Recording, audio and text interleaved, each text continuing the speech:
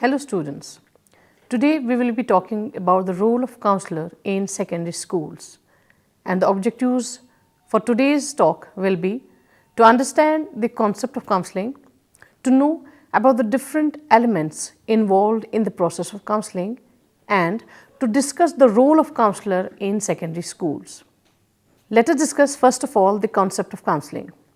Before discussing the role of a counselor, let us first understand the concept of counseling with the help of some important definitions viewed by several researchers, and we will also look at some important elements of counseling involved in the counseling process. Counseling is the heart of guidance program. It is one among the major services of guidance. It helps students to resolve their educational as well as personal and vocational problems. It makes an effective use of the information collected about the individual or the group to provide insight into the problems for a better guidance program. It may be viewed as an applied art that seeks deliberately to change the behavior of an individual. Let us quote some important definitions of counseling. Counseling is a developing science whose terms and concepts have not yet been standardized. Concepts are interpreted and defined in several ways according to the mental attitude of the researchers. Strang defines counseling as face-to-face relationship in which growth takes place in the counselor as well as the counselee. Traxler defines counseling as the application of the personal resources of the school or other institutions to the solution of the problems of the individuals. According to Warner, counseling is a personal and dynamic relationship between two individuals, an older, more experienced advisor and a younger, less experienced and less wise. The latter has a problem for which he seeks the help of the former. The two work together so that the problems may be more clearly defined and the counselee may be helped to self-determine solution. Willey and Andrew have given a comprehensive definition on counseling. According to them, counseling is a mental learning process. It involves two individuals, one seeking help and the other a professionally trained person who helps the first to orient and direct himself towards a goal which leads to his maximum development and growth in his environment.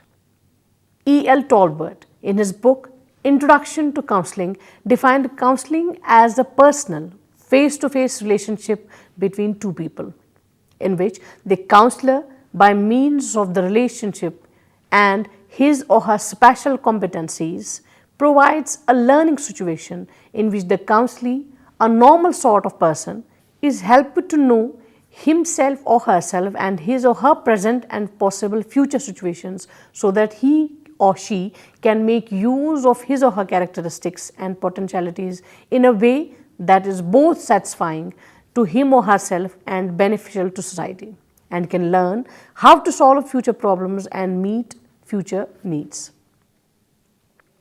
We may summarize that counseling is a relationship between a professionally trained, competent counselor and an individual seeking help in gaining greater self-understanding and improved decision-making. The main objectives of counseling are to enhance personal development, to resolve the conflict, the psychological growth towards majority of its clients, and to help them in the process of social adjustment by developing necessary social skills to meet the challenge of modern life. Elements of counseling. There are three distinct elements in the process of counseling, which are as first, counseling involves two persons. Second, the specific objective of counseling is to help and assist the counselee to solve his or her problems independently. And thirdly, counseling is a professional task and must be performed by a professionally trained person. William Cottle, a famous worker in the field of counseling, has mentioned 5 elements in the process of counseling. Number 1, rapport. The first element is rapport, which involves establishing relationship of mutual respect between the two individuals, the counselor and the counselee. Communication. Communication between the counselor and the counselee should be free and frank without inhibition. Efforts should be made to increase the effectiveness of communication by using different devices such as an in-depth interview. Qualification. The counselor should be a professionally qualified person with some practical experience and liking for people.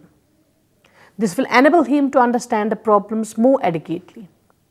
Confidence.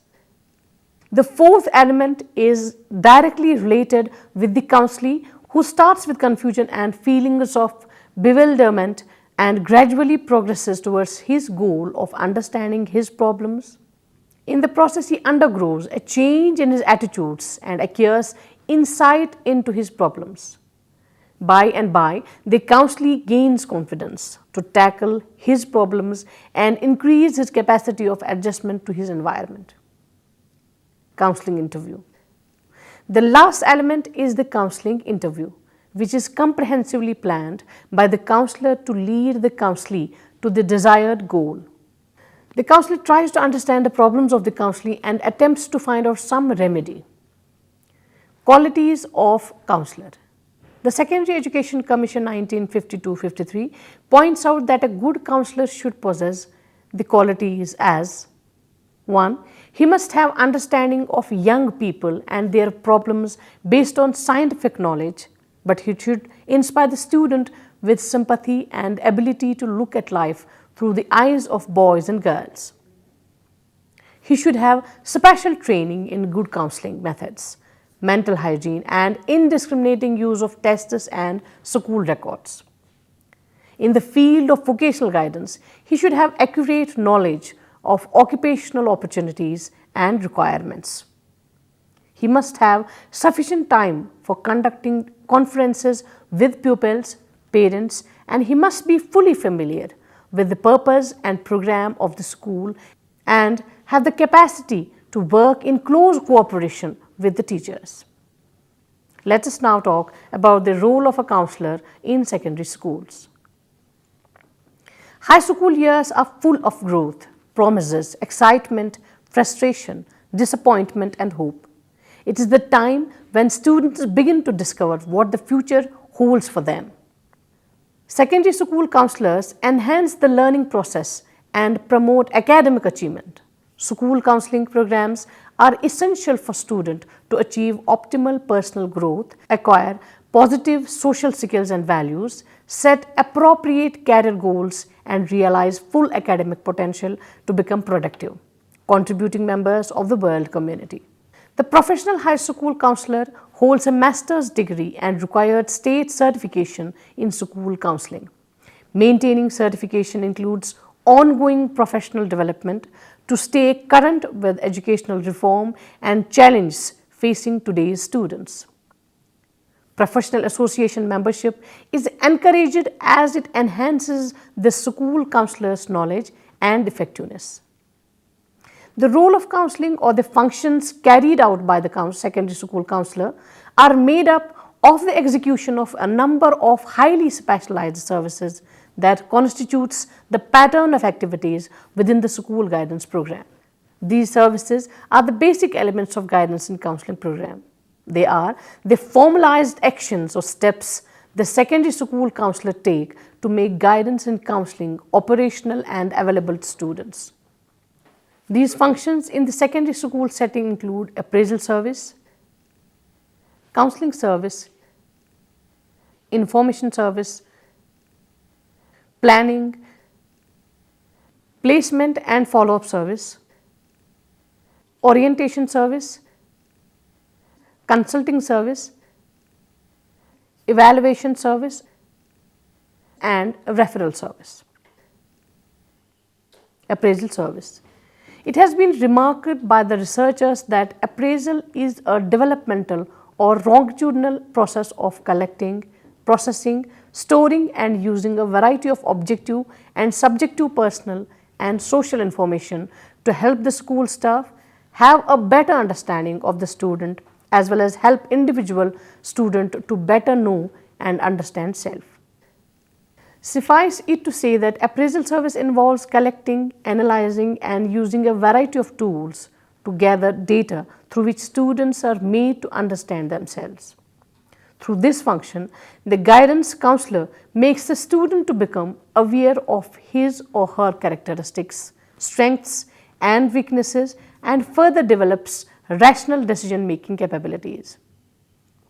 This service enables the counselor to provide relevant data that will enable parents, teachers and administrators understand students. Counseling service. This function enables the counselor who is trained to give assistance to and or to have an interactive relationship with the counselee who needs assistance. Through this service, counselees are helped to deal effectively with self and the reality of his or her environment. The service, regarded as the nucleus of guidance service, helps facilitate self-understanding and self-development which afford individuals or group of people a better understanding of themselves in terms of their confused ideas, hopes, fears, feelings and aspirations. Informative service. Through this service, the guidance counselor is always able to provide the school and the students with the better knowledge of educational, vocational and personal social opportunities in order to have the benefit of making informed decisions and choices. This function involves collection of data in diverse areas of education, career and social life for presentation to students in order to be informed so that they can make decisions with ease in increasingly complex society. Planning service. Planning is to decide ahead of time what an individual wants to do and the way he will do it. Part of guidance counselor's functions includes assisting the students plan their activities. The counselors help students plan their educational, vocational and personal social activities realistically in order to assist them in achieving their goals. Placement service. The counselor carries out placement functions in and outside the school setting. This service helps the individual in obtaining employment. By placement service, we mean providing information about possible jobs available and any training or preparation required for the same. Placement service have 3 stages. Number 1, assessing the abilities, aptitudes and interests for the individual. Analyzing several occupations, particularly the ones in which the student expresses his interest. Relating occupations and abilities of the individual. Follow-up service. It means continuation of the guidance counseling given to a particular individual. Without follow-up service, counseling is incomplete. It enables the authorities to check the worthwhileness of guidance services provided in the school. It is generally done by issuing questionnaires and holding interviews from time to time. The main purpose of follow-up service is to find out the progress and the achievements made by the student in their educational or professional career. Orientation service.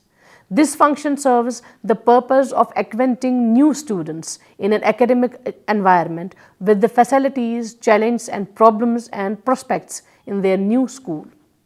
It's a guidance service that allows the guidance counselor to make the new students psychologically stable in the new environment because they will be meeting with new set of people, administration, rules and regulations and environment which may require adjustment for them to be able to cope perfectly. Evaluation service. This enables the guidance counselor to assess the effectiveness of his or her counseling in the school system. The evaluation can be carried out through the use of interview, observation or questionnaire. These measurement instruments are used to gather data which will reveal whether or not the services provided are adequate in the school. The gathered information will enable the counselor to improve upon the services he or she is providing or modify or suspend anyone that is not achieving the desired result. Consulting service. Consultation here refers to an interaction between the guidance counselor and the other professionals in the school setting. It is an avenue through which technical assistance is offered to other professionals in the school in order to become more effective in the services they offer to the students and staff. Referral service.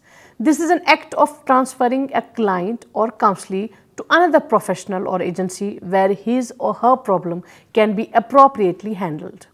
The professional or agency may be within or outside the school setting. Scherzer and Stowe 1976 remarked that personnel or agency outside the school setting are used because they provide specialized services, that the guidance counselor cannot claim to have expertise in all spheres of endeavor. He make a referral with the consent of the client or counselee on matters outside his or her competence. The entire function of the guidance counselor in the school setting is to assist each student to understand himself and live effectively in the society.